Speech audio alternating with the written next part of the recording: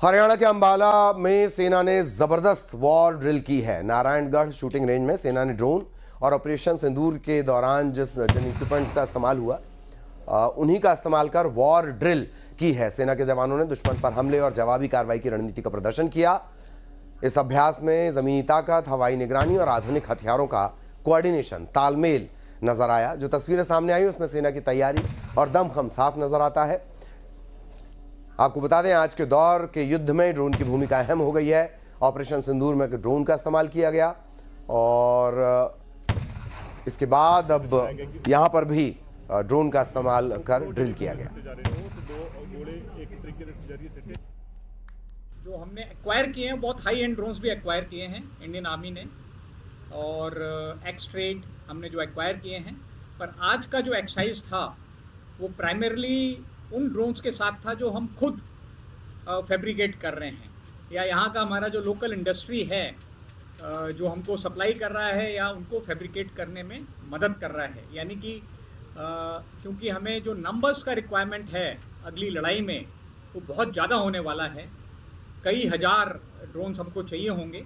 तो हमारा यही मकसद है कि हम लोकल इंडस्ट्री की मदद से अपने आप इन ड्रोन्स को फैब्रिकेट कर पाएँ, और इनका जो एम्यूनिशन है जो आपने देखा वो भी हमने खुद ही, जो एम्यूनिशन हमारे पास है हमने खुद ही उसको फैब्रिकेट किया है, TBRL की मदद लिया है ताकि ये हमारे आर्म ड्रोन्स लड़ाई में कामयाब हो।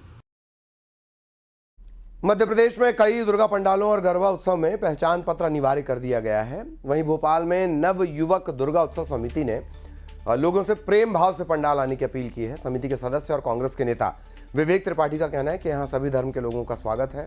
कांग्रेस नेता ने राजनीतिक फायदे के लिए पहचान पत्र को जरूरी करने की बात कही है।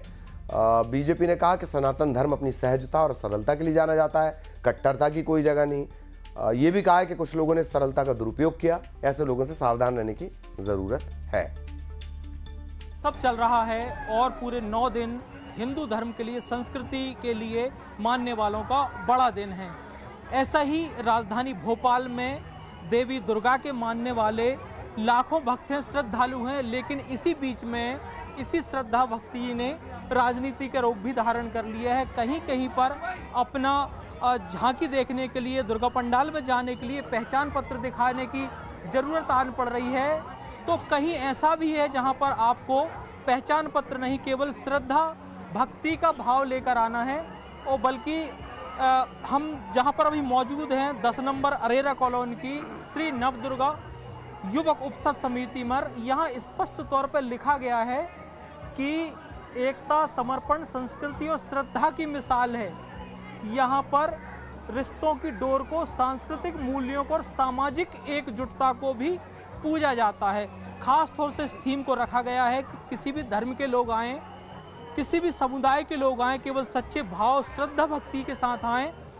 में कई जगह राजनीतिक लोकप्रियता पाने के लिए, अपने राजनीतिक हितों को साधने के लिए जहां पूजा के पंडाल है उनके बाहर बैनर लगाया जा रहा है, प्रतिबंध लगाया जा रहा है किसी धर्म, किसी वर्ग के लोगों पे। मैं समझता हूं माता के दरबार में सब उनकी संतानें, बच्चे और सभी एक बराबर हैं। यहाँ पे किसी भी प्रकार का कोई भेदभाव नहीं होना चाहिए। हम नवयुवक दुर्गा उत्सव समिति 10 नंबर अरेरा कॉलोनी, हमारी समिति द्वारा ये जो बनाया गया है, यहाँ पे हम सभी वर्गों का, सभी धर्मों के श्रद्धालुओं का अभिनंदन करते हैं। किसी भी प्रकार का पहचान पत्र लाने की आवश्यकता।